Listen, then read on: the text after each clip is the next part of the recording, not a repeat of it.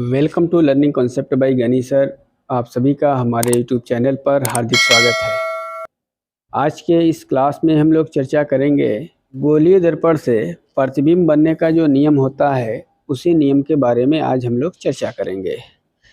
इससे पहले की वीडियो में गोलीय दर्पण क्या होता है, ये कितने प्रकार के होते हैं, इनका दैनिक जीवन में कौन कौन से क्षेत्रों में हम प्रयोग करते हैं, इन सब विषय वस्तु पर हम लोग बड़ी अच्छी तरह से चर्चा कर चुके हैं। तो आइए देखा जाए कि वो कौन कौन से ऐसे नियम है जिस नियम को फॉलो करते हुए जो गोलीय दर्पण होते हैं वो प्रतिबिंब बनाते हैं। प्रतिबिंब बनने के जो है कुल 3 नियम है। प्रथम नियम, द्वितीय नियम और तृतीय नियम। पहला जो नियम है जिसको हम प्रथम नियम के नाम से जानते हैं वो ये कहता है कि मुख्य अक्ष के समांतर चलने वाली जो प्रकाश की किरण होती है वो दर्पण से परावर्तन के बाद मुख्य फोकस से होकर जाती है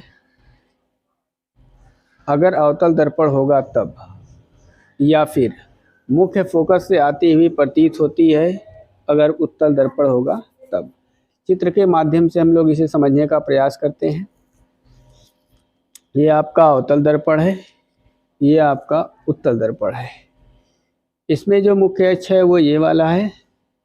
किरण जो है आपके इस रूप में ऐसे आ रही है और आने के बाद यहाँ से जो है परावर्तन इसका हो रहा है और परावर्तन होने के बाद ये मुख्य अक्ष को फोकस पे काटते हुए जाती है। इसी तरह से अवतल दर्पण के केस में मुख्य अक्ष के समांतर आने वाली जो किरणें होती हैं वो परावर्तन के बाद जब मुड़ती हैं तो ऐसा लगता है कि वो मुख्य फोकस से होकर के आ रही हैं।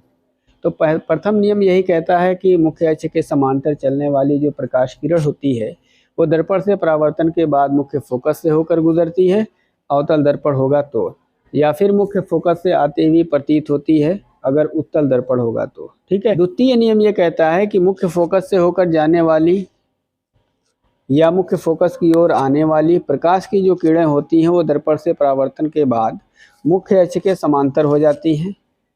ये अवतल दर्पण है, ये उत्तल दर्पण है। अवतल दर्पण में जो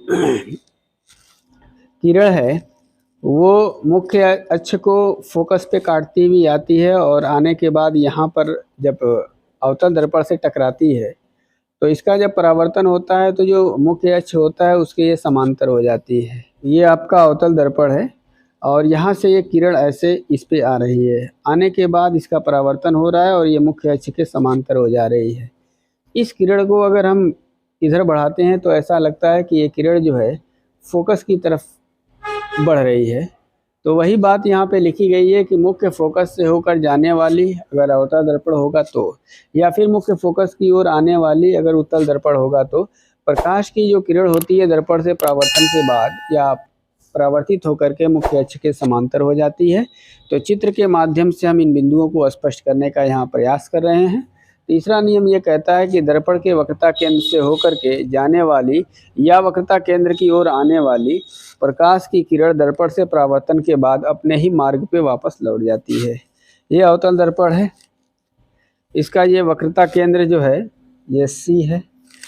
अगर ये जो है किरण इस वक्रता केंद्र से होकर के जाती है तो इसका जो है मार्ग में कोई बदलाव नहीं होता है, बल्कि वो अपने ही मार्ग पे परावर्तन के बाद वापस लौट जाती है। ठीक इसी तरह से अगर उत्तल दर्पण है तो यहाँ से भी अगर जो है एक किरण ऐसे जा रही है और जाते जाते यहाँ पे पीछे की तरफ जब इसको बढ़ाया जाता है तो ऐसा लगता है कि ये सेंटर ऑफ कर्वेचर यानी वक्रता केंद्र से आती हुई प्रतीत होती है। तो ये इस कंडीशंस में ये अपने मार्ग से विचलित नहीं होती है, बल्कि उसी मार्ग पे जिस मार्ग से जाती है उसी मार्ग से वापस लौट आती है।